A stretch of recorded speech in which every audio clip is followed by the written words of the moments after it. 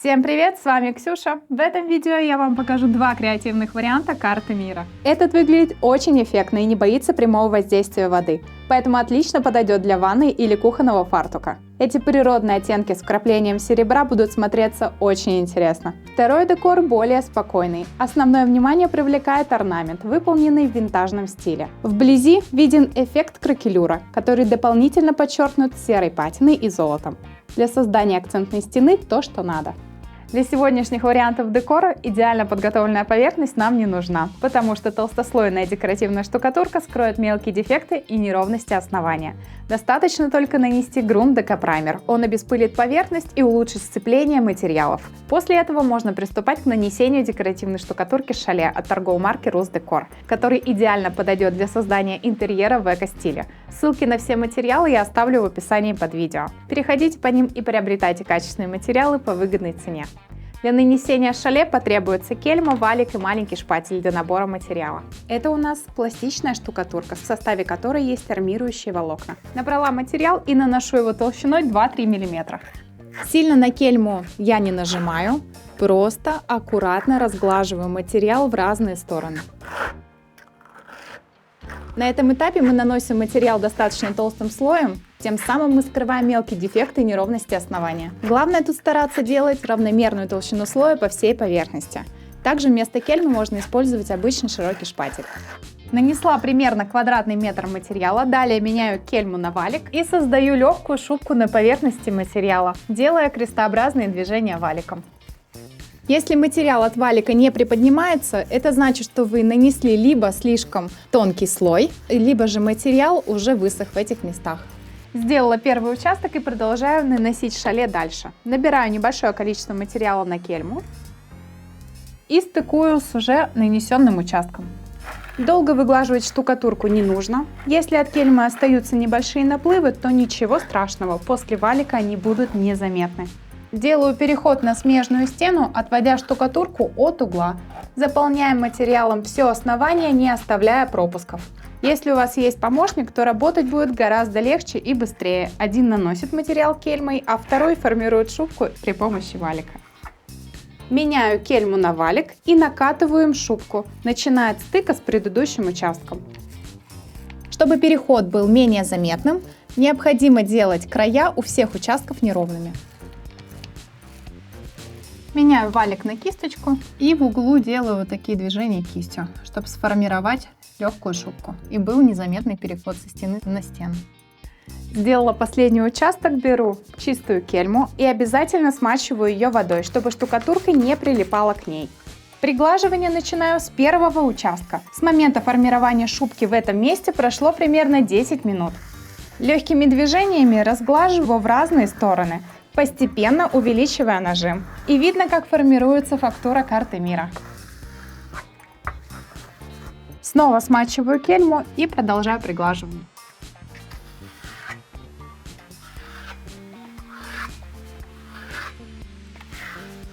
Завершили нанесение шале, у нас получилась вот такая мелкая карта мира. После высыхания материала можно нанести патину и защитить сверху лаком. А можно поверхность сделать более интересной, добавив трафарет с кракелюром. Для этого буду применять материал турин, с которым легко можно создать эффект трещин. Набрала небольшое количество материала на шпатель и приступаю к заполнению трафарета. Очень ровно наносить турин тут не нужно. Если остаются маленькие следы от шпателя, то так даже лучше. В этих местах будут получаться более глубокие и заметные трещинки. В этом варианте декора трафарет является акцентным элементом, и он будет привлекать основное внимание. Поэтому заранее продумайте, в какой части стены он будет размещаться. В большинстве случаев лучше делать узор по центру стены, чуть выше к потолку, примерно в верхней трети. Вот такой узор у нас получился. Теперь, чтобы на нем образовались трещины, берем строительный фен и прогреваем штукатурку.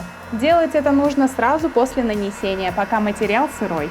На одном участке долго не задерживаемся, чтобы не перегреть турин. Для появления трещин достаточно пары секунд. В первую очередь они появляются в тех местах, где мы оставили небольшие наплывы.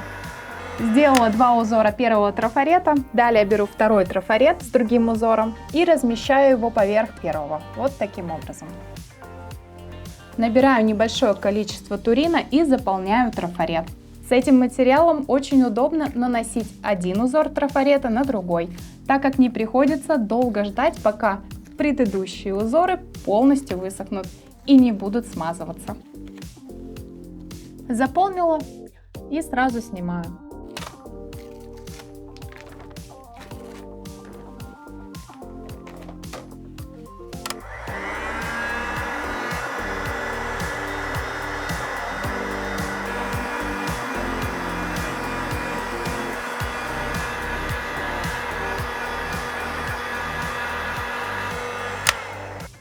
Теперь возвращаюсь к первому трафарету и размещаю его чуть ниже основного узора, с небольшим нахлестом на верхний.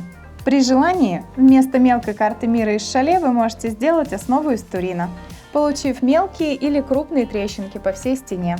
Просто нанесли небольшой участок, прогрели феном до появления трещин и заполняете следующий. Так постепенно укрываете всю стену. В итоге и трафарет с трещинками будет, и сама стена.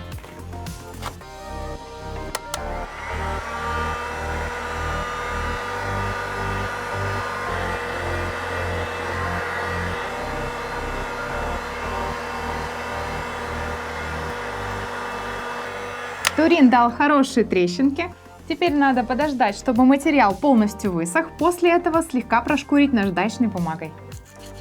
Я использую 240-ю и убираю только крупные дефекты. Очень гладкая фактура нам не нужна. Слегка прошлифовали и стряхиваем пыль. Фактуру сделали, и можно переходить к самому интересному, к покраске. Делать я ее буду при помощи материала патина. Это лиссирующий состав, который подчеркивает рельеф поверхности. Нам потребуется примерно 125 мл на квадратный метр. Перелила и добавляю тонер в цвете туман. Это у нас нейтральный светло-серый оттенок. Его можно заказать вместе с патиной. Тонер придает патине приятный серый оттенок, без лишнего блеска. Хорошо перемешала и переливаю в ванночку. Наносить буду валиком со средним ворсом. А также нам понадобится целлюлозная губка, чтобы убрать с вершины излишки патины.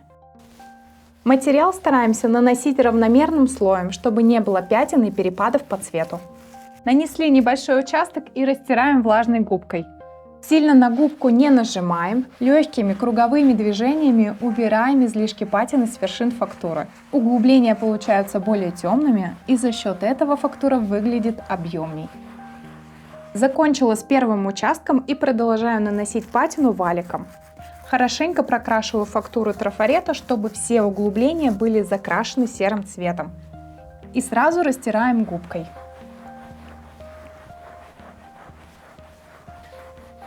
С патиной очень удобно работать, потому что она достаточно долго высыхает на поверхности. Времени хватает, чтобы состыковать ее без пятен. Это основной плюс специализированных лиссирующих составов. Заполнила последний участок и растираю целлюлозной губкой. Закончила с нанесением патины. Теперь выделим рисунок трафарета при помощи вот такой декоративной штукатурки Мика с эффектом золотой фольги. Она у меня уже заклирована в цвет J461. Таким образом, мы не только придадим золотистый оттенок нашему узору трафарета, но и добавим теплый песочный оттенок. И не торопясь, наношу Мику только на вершины трафарета, очень легкими движениями, чтобы узор был не ярко выделен, а имел состаренный вид. Создаем налет времени. Закончила с нанесением Мики, и можно посмотреть, что у нас получилось. Мне очень понравилось, как подчеркнулись мелкие трещинки в узоре трафарета и как смотрится композиция в целом. Золотистый блеск орнамента красиво переливается в лучах света и при этом не выглядит слишком желтым. Основная фактура карты мира получилась не грубой и имеет мягкие переходы серых оттенков. Как мне кажется, это сочетание фактур и цветов смотрится очень красиво.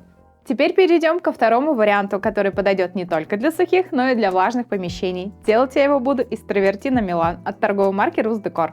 Это акриловая декоративная штукатурка с минеральным наполнителем. Перекладываю в отдельную емкость то количество материала, которое потребуется на один слой, из расчета 1 кг на квадратный метр. И колерую его в серый цвет с помощью черного колера. Вы можете выбрать необходимый цвет при покупке, а можете колеровать сами. Желательно добавлять колер при помощи шприца и записывать пропорции добавляемых пигментов, чтобы при необходимости можно было повторить тот же самый цвет. Добавила колорант и хорошенько перемешиваю штукатурку. Перед нанесением мелана нужно обязательно загрунтовать поверхность декопраймером, чтобы обеспылить ее и получить хорошее сцепление материалов. Наносим материал равномерным слоем в толщину зерна. Делать это можно при помощи кельмы, как я, а можно и широким шпателем. Просто растягиваем штукатурку по всей поверхности, заполняя ее небольшими участками. Идеально гладкий слой нам не нужен. Если остаются небольшие наплывы в местах стыковки участков, ничего страшного.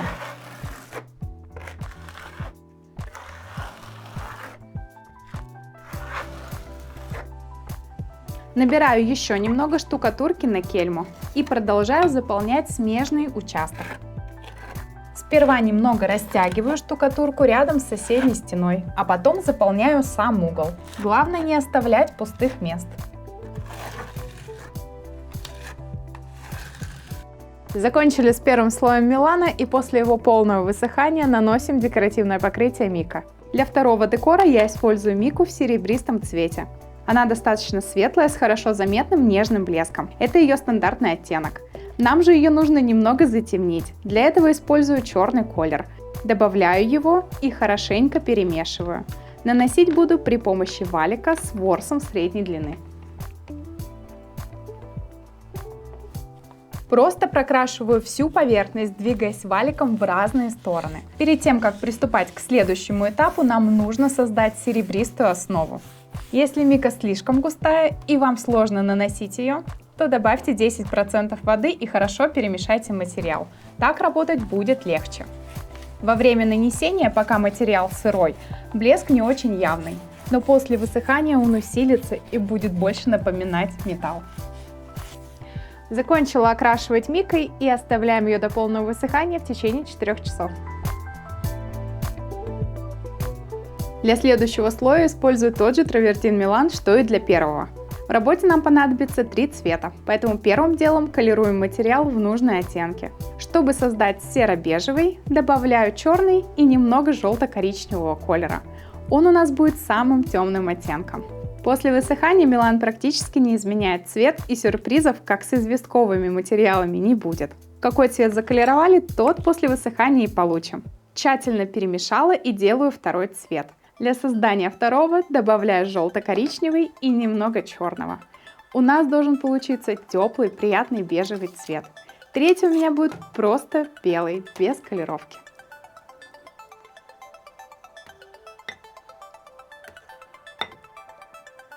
Хорошо перемешала второй оттенок мелана. Далее беру кельму и набираю первый цвет на нее.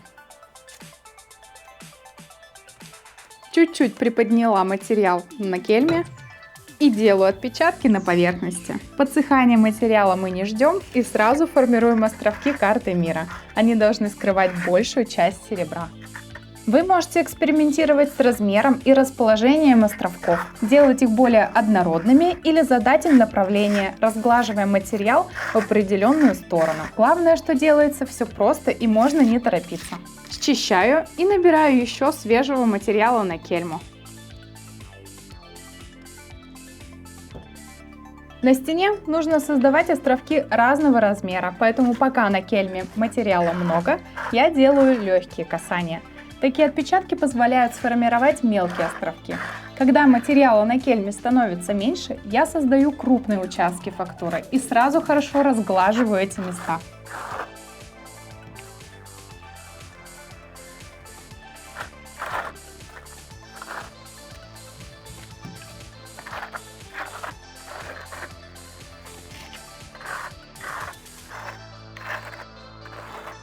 Сделала небольшой участок, беру второй цвет, набираю его на кельму. Наносить второй цвет буду с помощью морской губки.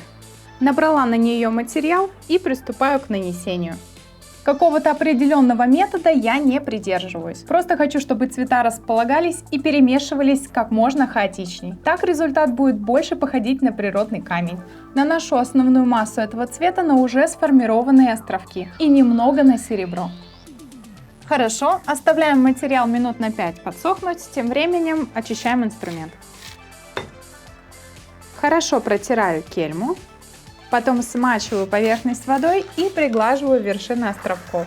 Благодаря этому цвета плавно смешиваются и формируется ровная и гладкая поверхность.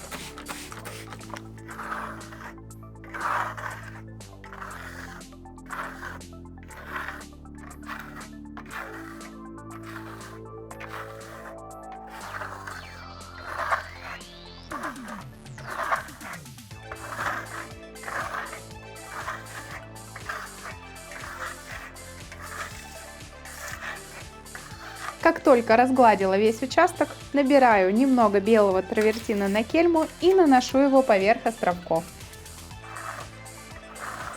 И не забывайте смачивать поверхность перед приглаживанием. Таким образом вы получаете очень ровные островки, которые не придется потом шлифовать. Закончила с белым и приступаю к самому интересному. Беру стек-петлю и прорезаю прожилки в крупных островах. Мы должны только снять слой травертина и обнажить серебро. От стек-петли получаются достаточно толстые прожилки, которые нужно разбавить более тонкими. Их я буду делать при помощи ножа. Прожилку можно сделать неоднородной по ширине, например, начать вести тонкую прожилку, в середине ее сделать толще и завершить опять тонкой. Особое внимание стоит уделить краям прорезаемых прожилок. Делаем их неровными и рваными, так они будут смотреться естественней. После того, как закончили с еще одним участком, можно приступать к следующему. Точно так же начинаю нанесение с темного цвета, набирая его на кельму. Приподняла штукатурку шпателем и продолжаю создание островков.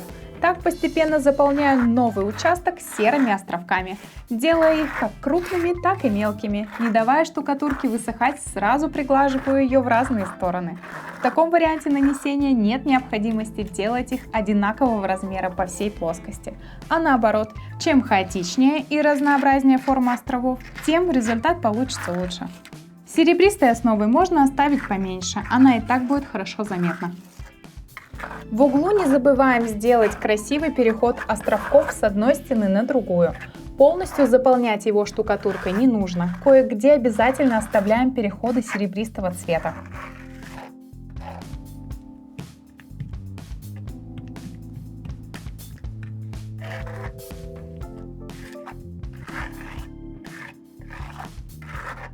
Закончила с серым цветом и перехожу к бежевому. Так же, как и в прошлый раз, добавляю его морской губкой. Мне очень нравится этот процесс нанесения, когда постепенно начинает проявляться общая картина и конечный результат. Такое ощущение, что материалы сами ведут тебя к чему-то необыкновенному. Особенно, когда прорезаешь прожилки и под ними открывается красивый металлический блеск. Закончила со вторым цветом, сейчас штукатурке дадим 5 минут высохнуть, а пока помоем инструмент.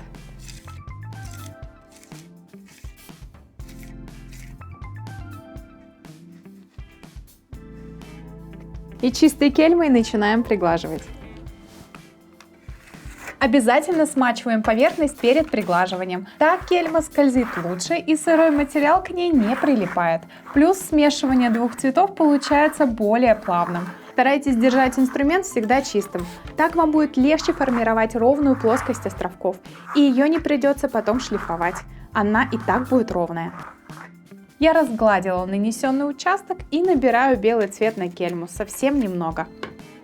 Наношу его поверх предыдущих оттенков и с усилием приглаживаю. Хорошо видно, как белый цвет попадает между островков и создает очень красивый эффект. Если тщательно разглаживать островки, то видно, как на них проявляются темные маленькие песчинки, содержащиеся в мелане. Они добавляют эффект натурального камня. Закончила с островками и приступаю к расшивке. Когда делаю прожилки, я ставлю нож под углом в 20-30 градусов к поверхности и с минимальным нажимом снимаю материал. Я его не режу, а именно снимаю. Даже если где-то нечаянно снимется серебро, то это будет не очень заметно, так как первый слой мелана мы колеровали в серый цвет, близкий к серебру.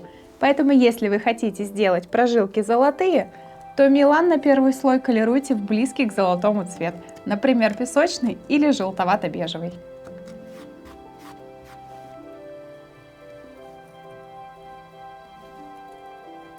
Доделали прожилки и оставляем штукатурку до полного высыхания в течение суток.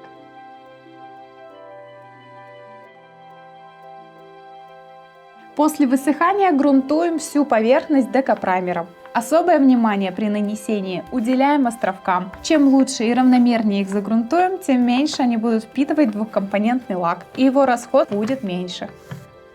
Нанесла декапраймер, и через час можно нашу поверхность защитить при помощи лака. Так как этот вариант у нас для влажного помещения, поэтому буду использовать двухкомпонентный лак Neodur. В верхней банке у нас отвердитель, а в нижней сам лак. Открываю ее и переливаю 200 мл компонента А в мерный стакан. Готово.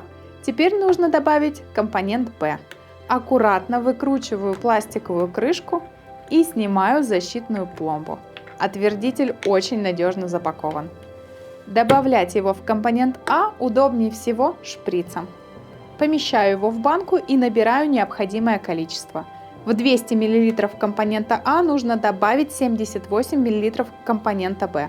У меня это будет 3 шприца по 20 мл и еще один 18. Лак достаточно густой, поэтому разбавляем его на 10% ксилолом. Лак Neodur бывает в матовом и глянцевом блеске. Для этой работы я использую глянец. После соединения всех компонентов жизнеспособность лака 2 часа, поэтому за это время его необходимо нанести. Переливаю лак в ванночку. Для нанесения обязательно используем велюровый валик. Хорошо его отжав, начинаю покрывать наш декор. В отличие от акриловых лаков, которые имеют белый цвет до высыхания, Neodur сразу прозрачный и точно не будет оставлять белесых пятен на темных поверхностях. Этот лак подходит для внутренних и наружных работ по минеральным основаниям. Также в составе лака есть UV-фильтр, что гарантирует его стойкость к пожелтению, и внешний вид декоративной штукатурки сохранится надолго. Закончила наносить первый слой и оставляем его до полного высыхания в течение 24 часов. После полного высыхания наношу второй слой. Учтите, что расход лака может быть меньше, чем указано на банке, поэтому много лака на первый слой не разводите. Лучше приготовьте еще, если вам не хватило. Второй слой лака нанесен, теперь ждем его полного высыхания в течение суток и посмотрим, что у нас получилось. Декоративная штукатурка выглядит очень классно. Мне нравится, что при попадании света красиво переливаются прожилки и создается иллюзия, что в них течет жидкое серебро. Глянцевый лак сделал рисунок островков более глубоким, и они стали еще больше похожи на камень. Когда будете повторять такой вариант у себя дома, то обязательно выбирайте природные приглушенные цвета для колеровки Милана. В таких оттенках декор будет выглядеть наилучшим образом. Вы меня часто спрашивали, как сделать карту мира в ванной. Так вот, этот вариант отлично подойдет. Также его можно нанести на балконе или в зоне кухонного фартука. Такая поверхность не впитывает грязь и очень хорошо чистится моющими средствами. В комментариях обязательно напишите, какой вариант вам понравился больше. А на этом у меня все. Обязательно подписывайтесь на канал и приобретайте качественные материалы торговой марки Rusdecor. Ссылки на них в описании под видео. Всем творческих успехов и до новых встреч на канале Креативный слой.